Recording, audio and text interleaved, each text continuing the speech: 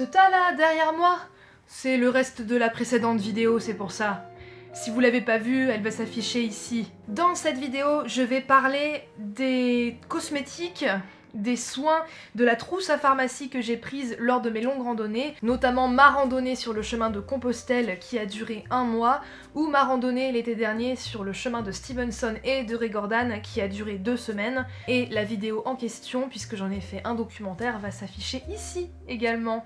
Voilà, vous savez tout maintenant. Sans plus attendre, je vais vous présenter ce avec quoi je suis partie. On va commencer par la trousse à pharmacie. Bah oui, puisque les petits bobos, c'est un peu inévitable quand on randonne pendant longtemps comme ça. Après, pas besoin de se surcharger en produits de soins et autres, parce que, notamment quand on est sur des GR, les GR passent quand même, pour la majorité d'entre eux, par des villages, donc vous pourrez trouver des pharmacies et acheter les choses nécessaires à tel ou tel bobo que vous avez eu pendant le chemin, telle ou telle blessure, etc.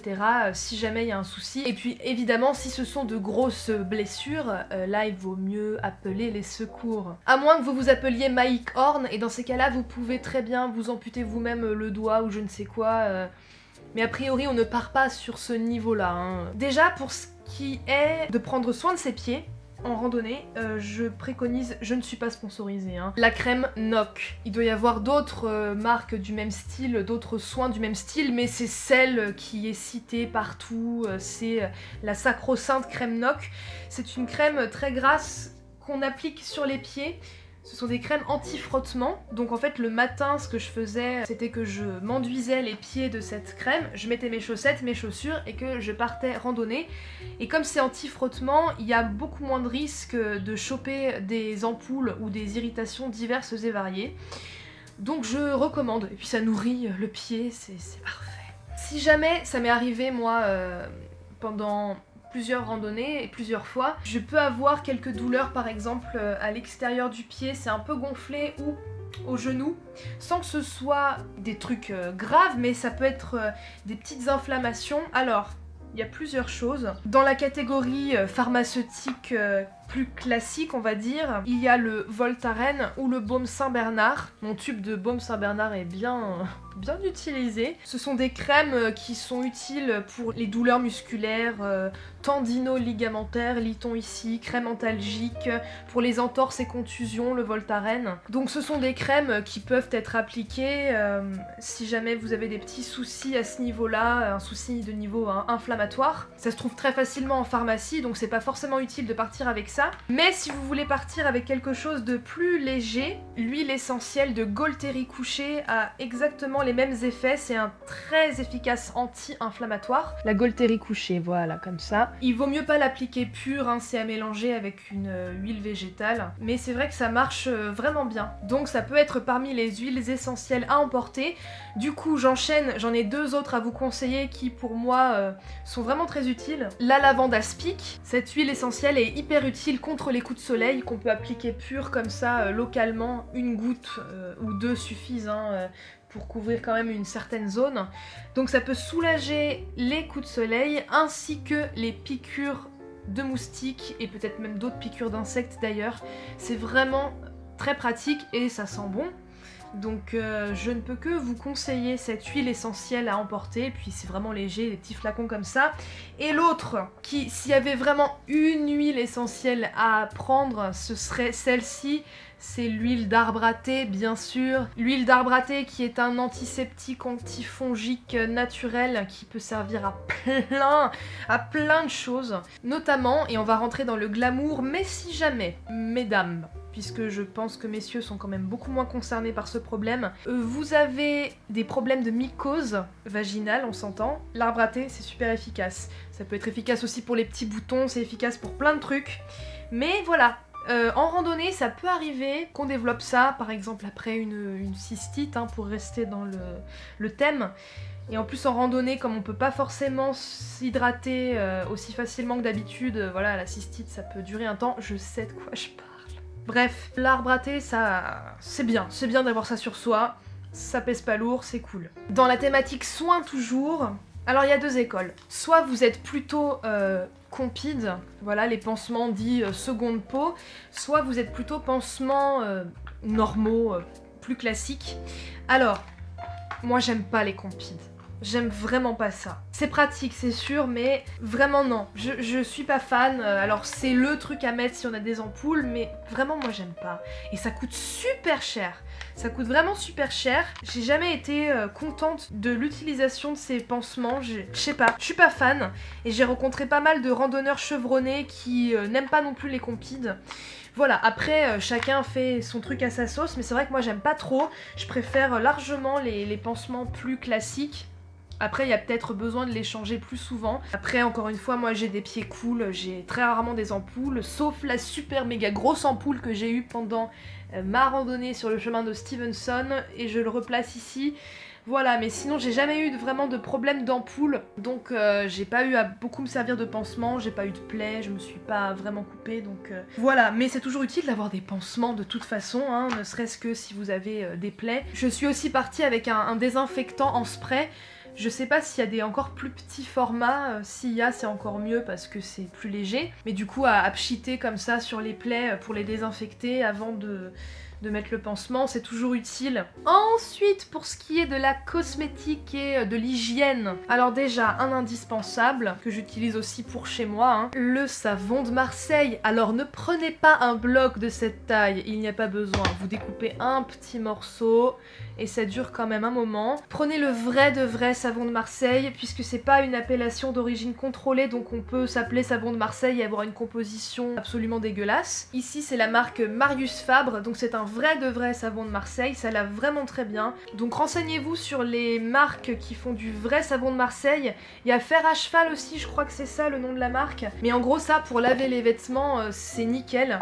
Vous pouvez aussi laver votre popote avec, si vous partez avec une popote par exemple. Pourquoi pas vous laver le corps? Pourquoi pas les cheveux, même si je sais que les cheveux n'aiment pas forcément ça, les miens je sais déjà qu'ils n'aimeront pas du tout, donc je me suis pas lavé les cheveux avec du savon de Marseille, et pour tout vous dire, je me lave majoritairement à l'eau. Et apparemment c'est approuvé par pas mal de dermatos de pas se laver avec du savon tous les jours, il n'y a pas besoin de se décaper comme ça, donc mais si jamais je me sentais vraiment crade, un petit coup de savon de Marseille ou d'un savon qui traînait dans un gîte, ça marchait aussi. Pour me laver les cheveux, un shampoing solide qui se présente sous une forme de savonnette comme celle-ci. C'est super pratique, c'est très léger, on peut se laver les cheveux comme ça. C'est une très bonne compo, c'est de la marque Pachamamay, donc vraiment super pratique, beaucoup plus que de transporter un flacon de shampoing, sincèrement. Je vous conseille vraiment le format solide. Je me lave pas forcément aujourd'hui avec un shampoing solide chez moi parce que c'est pas forcément ce que mes cheveux préfèrent, mais quand on voyage, c'est quand même bien cool. Thématique solide également, le dentifrice solide de la marque Pachamamay aussi, qui a des très bonnes compos. Vous frottez la brosse à dents dessus, vous brossez les dents, ça pèse rien du tout, ça prend pas de place, c'est super pratique, je ne peux que conseiller ceci. Une brosse à dents bien sûr, mais ça n'a pas besoin de vous présenter une brosse à dents. Sinon, pour le visage, je me lave le visage à l'eau, c'est pareil. Et puis si ma peau est un peu, je la sens un peu pas en déshydratation justement, un peu malnutrie, dénutrie, de l'huile végétale. Moi j'utilise de l'huile de jojoba.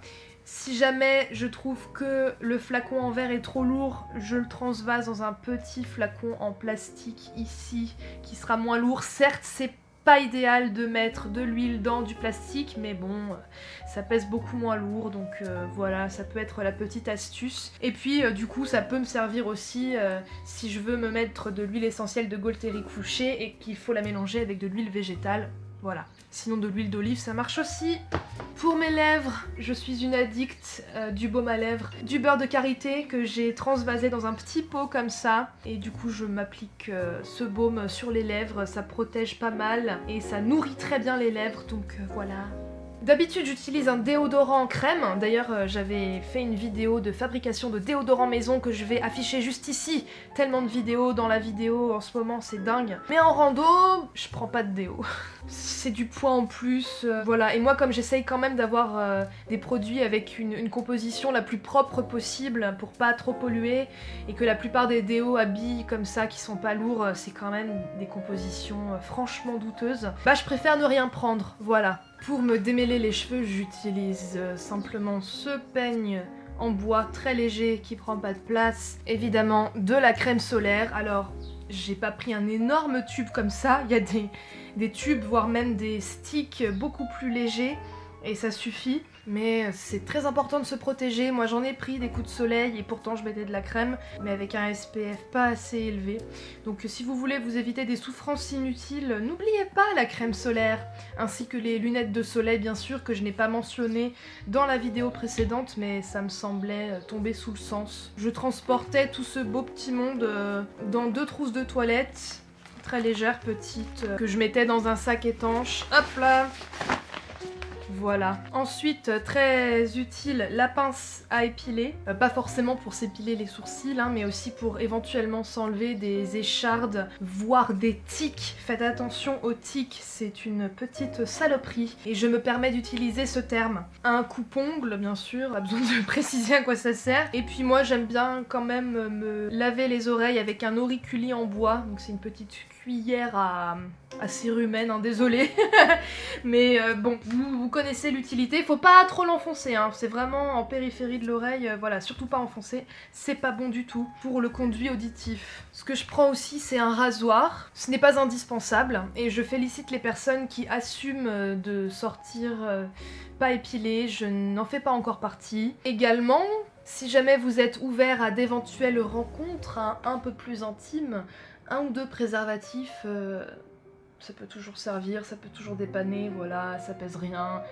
C'est ma petite astuce personnelle, on sait jamais. Également dans cette petite pochette qui est indispensable pour moi, ma coupe menstruelle qui est là-dedans. Et bien j'ai mes règles, comme beaucoup de gens sur cette planète Terre. Et je trouve qu'il n'y a rien de plus pratique que la coupe menstruelle de manière générale dans la vie, et encore plus quand on randonne. Et après, des petits médicaments pour me faire passer la douleur, puisque j'ai des règles qui font mal. Il me semble que j'en ai terminé avec tout ce qui est cosmétique, soins, trousse à pharmacie quand je pars en randonnée. Alors certains seront plus minimalistes que moi encore, mais moi je trouve que le tout ne pesait pas trop lourd. Et j'aime bien me sentir un minimum propre et pimpante en randonnée. Alors tout est relatif bien sûr, mais ça fait quand même du bien, surtout quand tu randonnes depuis un bon moment, de pouvoir avoir une hygiène un petit peu correcte quand même. Je vous remercie d'avoir regardé la vidéo jusqu'au bout. Si jamais vous avez des questions, des choses à ajouter, peut-être vous, qu'est-ce que vous emportez pendant vos randonnées, n'hésitez pas à écrire un commentaire, ça m'intéresse. Si vous avez aimé le contenu de cette vidéo, vous pouvez mettre un petit pouce en l'air qui fait toujours plaisir.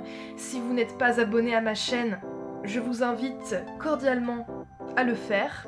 Vous pouvez aussi activer la petite cloche pour recevoir la notification de quand sort une nouvelle vidéo. Et d'ici là, je vous dis à bientôt pour une prochaine vidéo.